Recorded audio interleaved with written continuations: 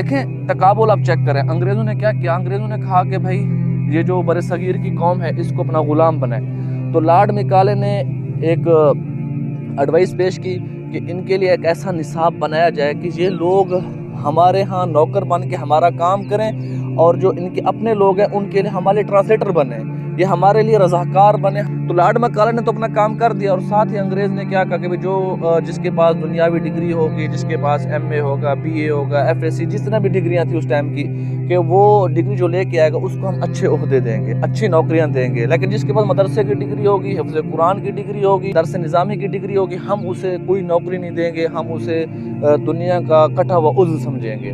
تو لوگوں کا، مسلمانوں کا رخ کیا ہوا؟ بجائے مدارس کے، بجائے قرآن کے، بجائے حدیث کے، وہ ضروری ڈاکٹر کی طرف لگ گئے، انجینئر کی طرف لگ گئے۔ وہاں انہوں نے تعلیم حاصل کی اور انگریز کے نوکر بن گئے، اور آج تک نوکر چلے آ رہے ہیں۔ اب ہمارا دیکھ لیں